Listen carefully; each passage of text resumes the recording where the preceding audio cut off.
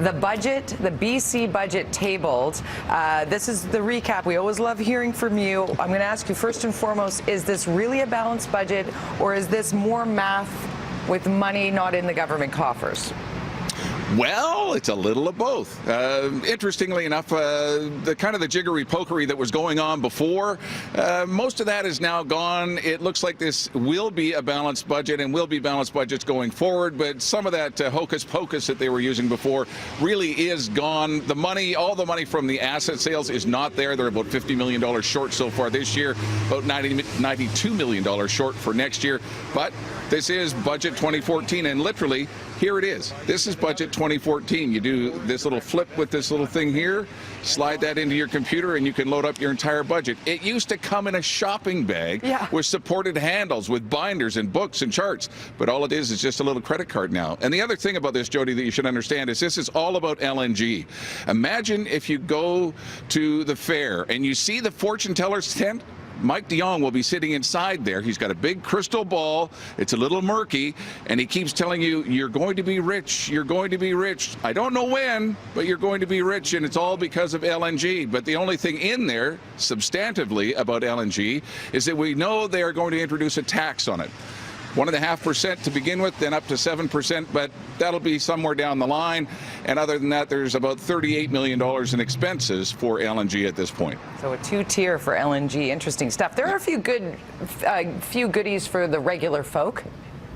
Yeah, very, very few. But look, if you've got a child that was born after January 1st, 2007, rush. Don't walk, rush to the bank, set up a registered education savings plan for that child. The government will actually give you $1,200. The government usually takes away way more than that, but they will give you $1,200 to put into your child's education fund.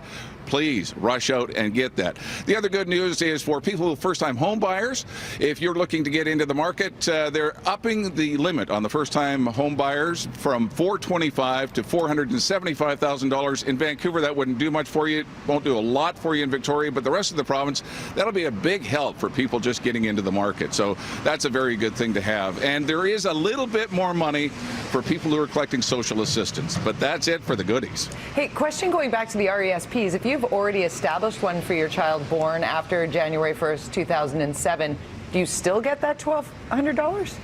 Or is it for new ones?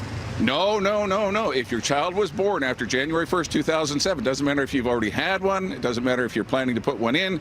It's for you. It's for your child. And get out and get it. Take from the government when you can. No kidding. Are there any downsides to this budget? Well, you see here, this is where they balance the budget, right?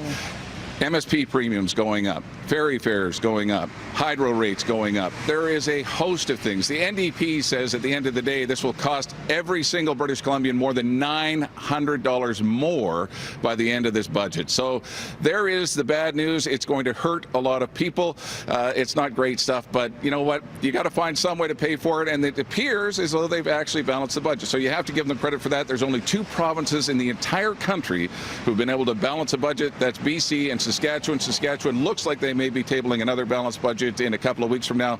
So it is an accomplishment, whether you really like it or not, and whether there's a bit of hocus pocus there or not, they can make the claim. Well, way to put it in words and terms that we can all understand. Kim Emerson, we really do appreciate that.